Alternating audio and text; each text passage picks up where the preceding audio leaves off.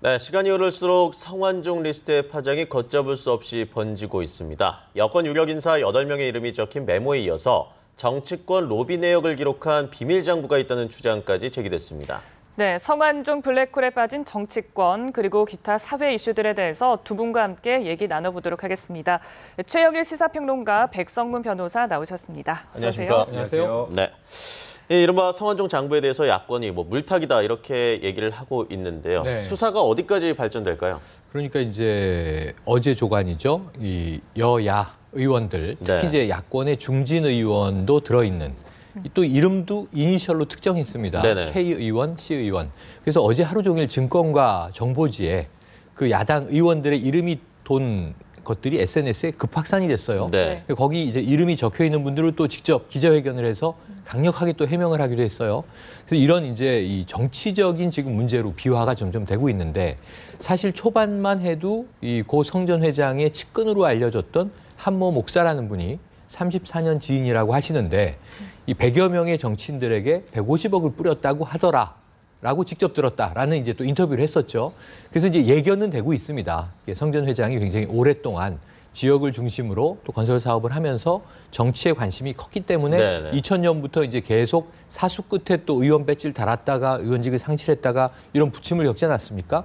그럼 이제 여야 의원이 망라됐다면 또 참여정부 시절에 이제 특사를 2번 받은 이제 여러 가지 정황까지 그럼 결국은 이제 야당 의원의 이제 이름도 등장할 가능성이 높죠. 네. 그렇게 예측되지만 근데 이제 이 신문 매체 기사에 대해서 검찰은 현재까지는 강력하게 부인하고 있습니다. 사실무근이다. 그런데 이제 어제 오후에 34점의 장부가 나왔죠. 일정표와 수첩들이 나왔는데 경남 기업 압수수색에서 이제 발견이 된 건데 그것을 이제 검토하고 있는 검찰은 아직까지 야당 의원의 이름은 거론되지 않는다라고 이야기를 했어요. 네. 하지만 언젠가 등장할 가능성은 있습니다. 그래서 이 부분을 먼저 흘리는 것에 대해서는 뭐 야당은 당연히 물타기다, 물귀신 작전이다. 결국은 정치 혐오로 이제 가려고 하는 전략이냐 뭐 이런 입장이지만 사실 대선 자금 얘기가 나왔을 때만 해도 김무성 새누리당 대표는 대선은 여야가 함께 치른 것이고 네. 야당도 그렇다면 대선 자금 조사 받아야 한다. 우리는 필요하다면 받겠다. 또 이렇게 얘기를 했단 말이죠. 네네. 그래서 이것이 정치 공세로 갈 거고요. 4.29 재보선을 앞두고 벌어지고 있는 일이기 때문에 여야는 계속 정치 공방을 벌일 수밖에 없습니다. 그럼에도 불구하고 중요한 것은 다소 좀 과잉된 확인되지 않은 정보에 이렇다 카더라 저렇다 카더라 하는 확산보다는 지금은 일단은 검찰 특별수사팀의 뭐 이 수사 이 정황과 발표들을 봐야 되는데요. 아마 오늘 내일이면은 주말을 끼고 이 증거물에 대한 검토는 끝날 것 같고요. 거의 끝나가는 것 같고요. 아마 다음 주 초가 되면 이제 관련자들 주로 이 당시 이완구 총리의 운전기사 증인이죠. 지금 윤모 씨. 그 다음에 이제 이 성전 회장의 또 수행비서와 운전기사 여모 씨 관련자 소환이 이제 줄을 잇게 될 거고요. 빠르다면 주 후반 정도에는 우선 메모리스트에 오른 사람 중에 홍준표 경남지사 정도는 소환이 될 게 아니냐 이렇게 지금 예측되고 있는 상황이라 앞으로 몇 주 정도 더 이 특별수사팀의 활동을 지켜볼 수밖에 없을 것 같습니다. 네, 혹시 뭐 이외에 더 추가로 하실 말씀 있으신가요? 그러니까 사실 지금 야권에서 물타기 얘기를 하고 있잖아요. 그러니까 아주 심플하게 생각을 하면 이런 장부가 검찰에서 부인하는 것처럼 없으면 그냥 오보입니다. 그리고 확인된 게 전혀 아니기 때문에 이 부분은 야당 의원들이 크게 걱정할 필요가 없는 거고 그렇죠. 만약에 그 장부가 실제로 있다면 검찰에서 조사가 끝나기 전에 발표를 하기를 꺼려서 일단 부인하고 있는 거라면 그 내용이 일단 알려지는 바로는 그 조간신문 내용을 보면 대략 30쪽 분량이고요. 14명이고 그리고 이번 메모나 녹취록과 좀 다르게 언제 어디서 얼마를 어떤 목적으로까지 정확한 기술이 돼 있다고 하니까 네. 그게 만약에 사실로 드러난다면 지금 메모 리스트에 나와 있는 8명 중에 사실상 이완구 총리하고 지금 홍준표 경남도지사 정도만 소위 말해서 스토리가 지금 어느 정도 구성이 되고 나머지 분들은 사실상 스토리가 구성이 잘 안 돼요. 그렇죠. 네. 그렇다면 이 두 분을 빼고 나머지 수사는 지금 소위 있다는 그 14명의 장부로 다시 옮겨갈 가능성이 있어요. 그러니까 만약에 이게 실제 한다면 야당은 거기서 물타기라는 얘기를 할 게 아니라 그런 게 사실이라면 떳떳하게 수사받겠다라는 그런 액션을 취하는 게 바람직하지 않나라는 생각이 좀 듭니다. 네, 네. 이런 가운데 그 이완구 총리도 그렇고 김기춘 전 비서실장도 그렇고 말바꾸기 논란이 계속되고 있었습니다. 네. 특히 이완구 총리 같은 경우에는 그 증거가 나오면 목숨을 내놓겠다라고 발언한 데 네. 이어서 최근에는 뭐 충청도 사람의 말투가 네. 원래 그렇다라는 네. 또 발언을 했거든요. 그래서 네. 이게 이제 김무성 대표가 그런 얘기를 했어요. 법적 처벌이 이제 뭐 확정되기 이전에 지금 이것은 정치적 문제다 이렇게 선언을 했는데 네. 그게 맞습니다. 지금 국민들이 관심이 있는 것은 물론 검찰이 수사를 해서 정황이 있다면 기소를 하고 법정에서 이제 다퉈서 유무죄가 판결돼야 되지만 그 이전에 국민들은 지금 정치적 태도를 보면서 이미 판단하고 있거든요. 그러니까 박근혜 대통령도 보통은 법적 결과를 지켜보자, 판결을 보자 이러시는 분인데 원래 성향은 이번에 가시기 전에 다녀와서 결정하겠다 네. 이 말씀을 남겼는데 지금 뭔가 뉘앙스는 부정적 기류라고 하는 전언들이 많아요. 네네. 그렇다고 한다면 문제는 뭐냐면 국무총리직을 수행하는데 벌써 이 대정부 질문이 지금 이 총리의 또 청문회다.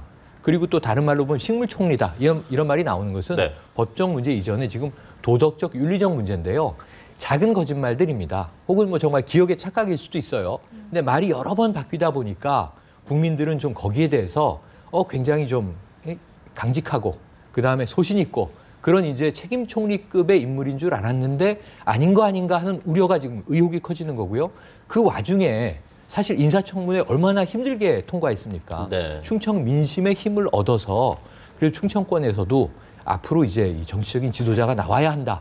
이런 좀 희망을 등에 업고 된 분인데 정말 본인이 이제 이 곤궁에 처한 건 알겠고요. 사면 초과인 건 알겠지만 충청도식 어법이 원래 그렇지 않습니까? 라는 식으로 얘기를 하니까 이 충청도 분들이 지금 여론과 민심이 그 만만치가 않습니다. 역풍이 불었고요. 이 부분에 대해서 아니 필요할 때는 우리를 지지 세력으로 끌어들이고 또 이제는 본인이 힘드니까 자신의 고향 사람들을 마치 우유부단한 쪽으로 이렇게 밀어붙이는 거 아닌가 하는 분노감이 좀 일어나고 있는 게 사실이거든요. 네. 그래서 이런 대목에 대해서는 정말 이완구 총리가 목숨 내던지겠다는 발언도 좀 이게 세월호 일주기에 또 이 성전 회장이 자살로 빚어진 이 게이트 사건인데 그렇죠. 목숨 운운했던 것도 좀 경솔한 발언이었고요. 사과했습니다만 지금 충청도 업법 문제는 이게 좀 여파가 금방 가라앉을 것 같지가 않습니다. 네. 네. 그리고 이완구 총리가 네. 이전 운전기사에게 전화를 했다는 건 어떤 얘기인가요?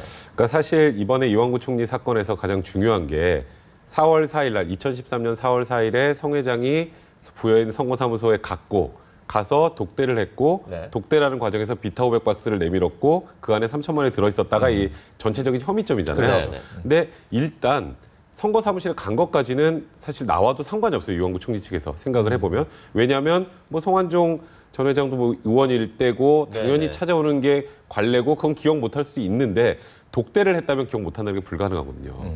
그래서 지금 이완구 총리는 독대한 적 없다라고 했다가 네. 그 다음 날은 독대한 적 없다고 하지 않았냐 그랬더니 독대한 적이 없다가 아니라 독대한 기억이 없다라고 또 말을 살짝 바꾸셨단 말이에요.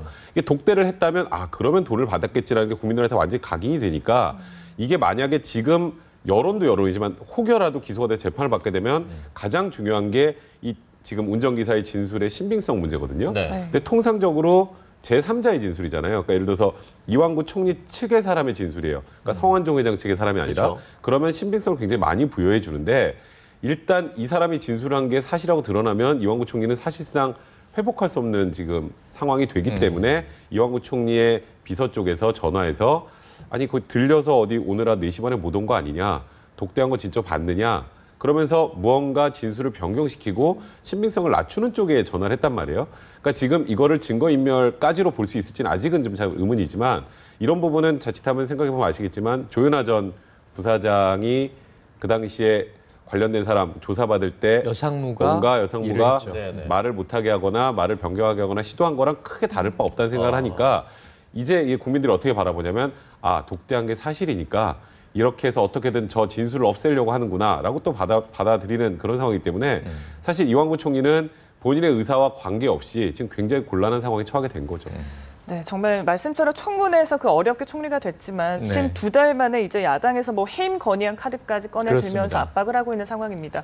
물론 박근혜 대통령이 다녀와서 결정하겠다라고 했지만 좀 그렇죠. 어떤 결정을 내리는 게 옳다고 좀 생각을 하시는지 지금 궁금합니다. 일단 야당은 자진 사퇴하라고요.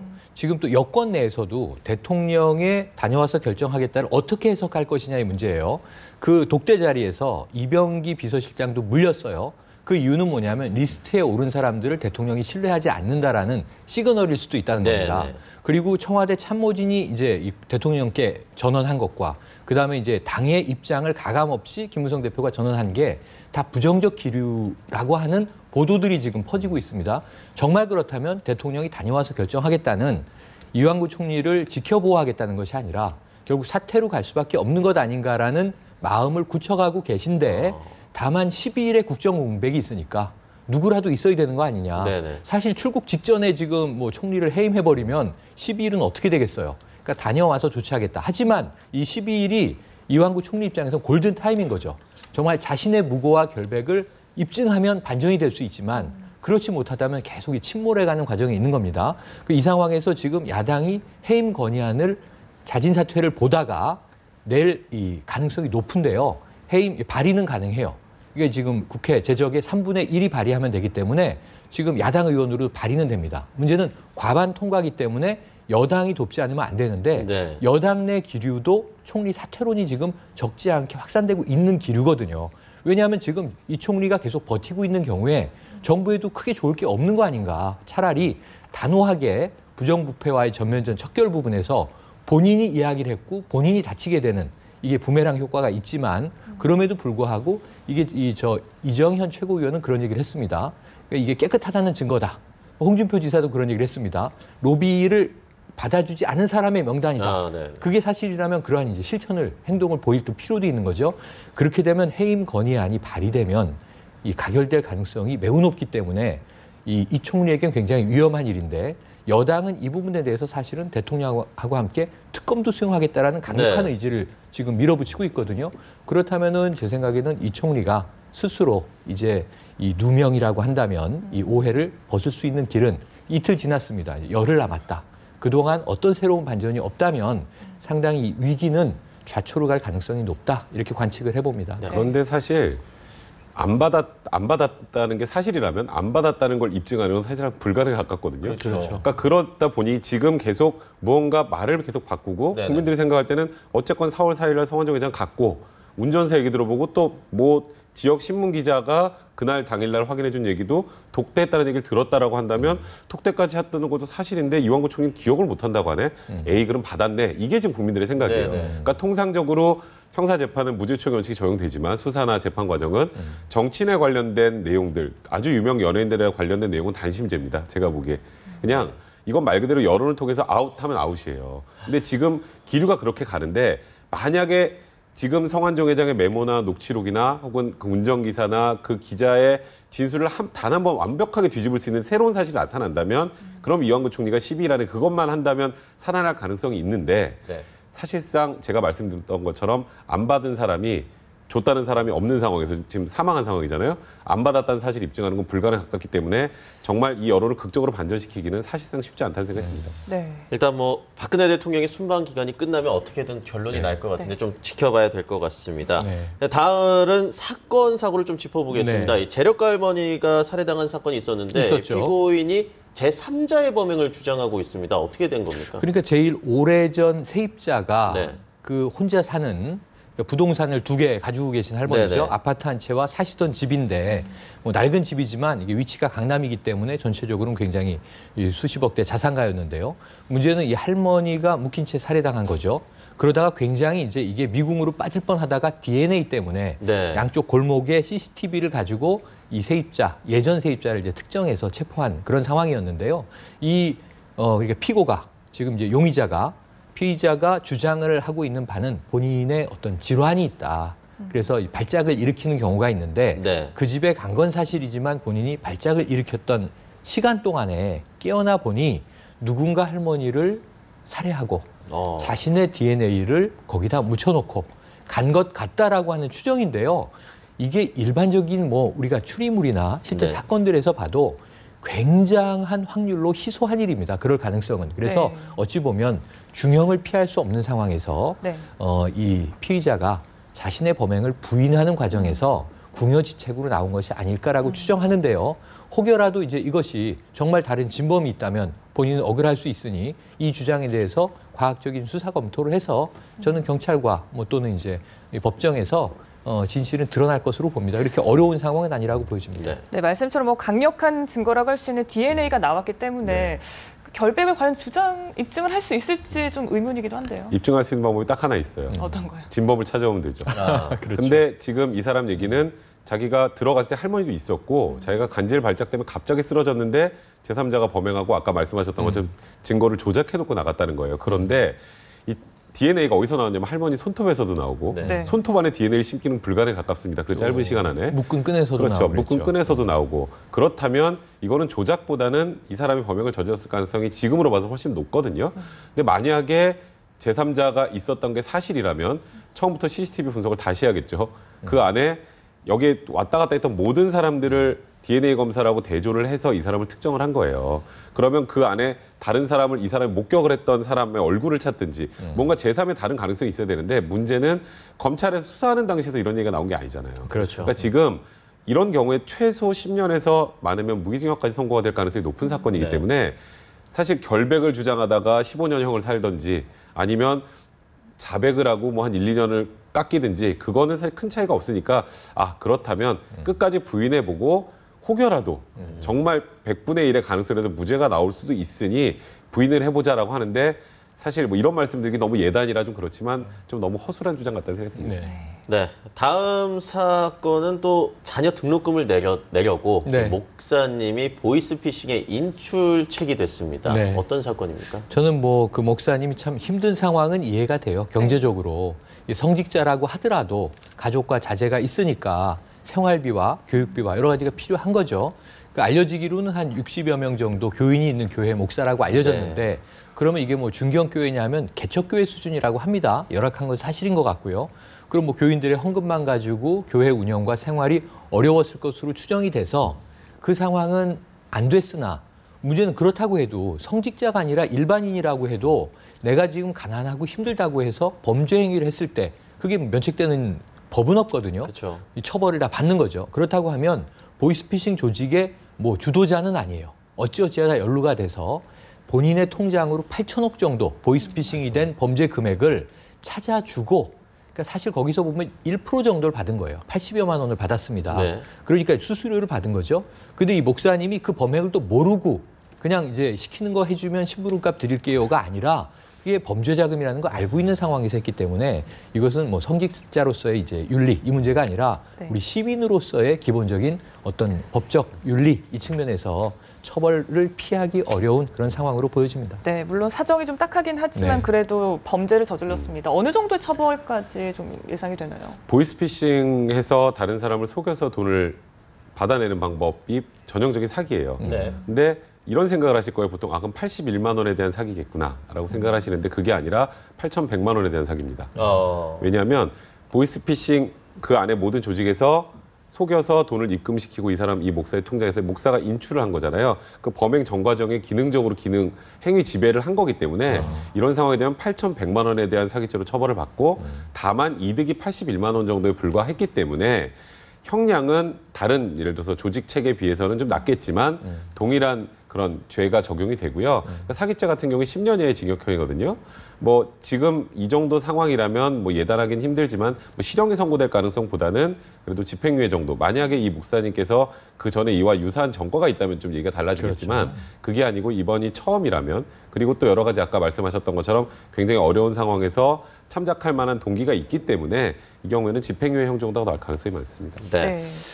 다음에 살펴볼 얘기는 좀 황당한 얘기입니다. 벌금 300만 원을 여성이 받았는데요. 네. 남성에게 술에 취해서 강제로 키스를 했는데 이제 그 남성이 자신의 친구의 남자친구였단 말이죠. 네. 이제 원심에 이어서 이번에도 300만 원이 선고됐는데 어떻게 된 겁니까? 지금 깜짝 놀란 얘기인데요. 저는 이 기사가 좀 잘못된 줄 알았어요. 네. 왜냐하면 여성이 남성에게 강제로 키스를 하다가 이 남성이 여성의 혀를 깨물어서 그렇죠. 네. 혀 조각이 이제 떨어져 나간 그런 네, 네. 끔찍한 사건입니다. 사실 끔찍한 사건인데 이걸 보면서 저는 저희 세대에는 이 단지 그대가 여자라는 이유만으로 이 긴 제목의 영화가 있었는데 네. 원미경 씨가 주연인데 실제로 있었던 사건을 재구성한 영화입니다. 그건 뭐냐면 청년이 네. 이 한 여성을 아주 어두운 골목길에서 예. 성적으로 강제 추행을 하려고 하다가 이 강제 키스를 시도했는데 여성이 남성의 혀를 자른 사건이에요. 네. 그래서 이제 그때 이 여성이 정당방위가 초기에는 인정되지 않았어요. 그래서 사회 여론이 이 약한 여성이 남성에게 당하는데 이것이 정당방위가 아니라면 그럼 어떻게 하란 말이냐. 혀를 물든 뭐 사실은 뭐 어떻게 해서라도 그 상황을 우선 피해야 되는 거 아니냐라고 하는 여론이 많이 조성됐었거든요. 근데 이게 한 20여 년 지나서 거꾸로의 사건이 우리 사회가 많이 바뀌었다는 격세지감의 생각은 드는데요. 근데 이제 재밌는 것은 이 남성도 혀를 깨물었지 않습니까? 네. 본인이 추행을 당했지만 이 정당방위로 인정되지 않았고 이 여성은 말씀하신 대로 이 강제 추행에 대해서 300만 원 벌금형을 받은 건데 이 여성은 자신은 강제 키스를 한 적이 없다라고 법정에서 주장을 했던 거죠. 네. 그러니까 이번 사건 같은 경우가 재판이 두 개예요. 그러니까 하나는 강제 키스를 한 부분이 이제 강제 추행죄 인정 여부고 그렇죠. 또 하나는 혀를 깨문 부분은 중상해죄에 관련된 재판이 두 개가 이루어지고 있는데 이 여자분에 관련된 걸 판결을 한 줄로 요약하면 겁니다. 그러니까 이 여자분은 나는 강제 키스를 한 적이 없다. 그게 어떤 상황이었냐면 이제 남자가 술에 취해 있는 상황이었어요. 네. 술에 취해서 부축하는 과정에서 이제 강제 키스를 시도하다가 혀를 깨문 건데 그 깨문 당시에 그러니까 그런 거죠. 쉽게 말해서 혀를 내밀지 않으면 그러면 뭐 깨물 수 없다라는 취지예요. 그러니까 그런 것 때문에 일단 그 항소심까지 유지가 된 거고 네. 남자분 같은 경우에 지금 일단은 유죄가 나와 있는데 이게 과거에 보면 여자가 똑같이 아까 말씀하셨던 그 상황에서 결국 정당방위 인정이 됐거든요. 근데 이번에 마지막에 됐죠. 인정이 안 된 이유는 이거는 남자기 때문에 인정이 안 된 게 아니라 네. 이 상황은 충분히 피할 수 있었다는 거예요. 정당방위 상황이 아니었다는 거예요. 그러니까 말 그대로 밀어버리던가 아니면은 말 그대로 주변에 사람들이 많았기 때문에 도움을 공개된 요청할 수 장소였어요. 있었는데 혀를 깨물었기 때문에 이 경우에는 정당방위 상황이 아니다. 그래서 실형이 선고될 뻔했는데 그래도 그 정도 상황을 감안해서 집행유예가 선고된 거죠. 근데 여성이 이제 깨물었을 때는 정당방위를 인정해줬던 네, 거죠. 그렇죠. 근데 그 예전에, 당시에는 이제 으쓱한 골목에서 남자 두 명이 강제적으로 이제 소위 강간을 시도하려는 과정에서 네네. 더 이상 피할 방법이 없었어요. 네. 그래서 혀를 깨물었기 때문에 그 경우에는 정당방위 상이 인정이 된 건데 이번 사안 같은 경우는 주변에 사람도 많았고 그리고 사실 혀를 깨물지 않는 방법으로 밀칠 수 있는 방법도 있었단 말이에요. 근데 그런 걸 시도하지 않고 혀를 깨물었기 때문에 이거는 중상해죄에 대한 고의가 인정이 된 거죠. 네, 알겠습니다. 저희 오늘 지금까지 정치 사회 이슈에 대해서 얘기 나눠봤습니다. 고맙습니다. 네.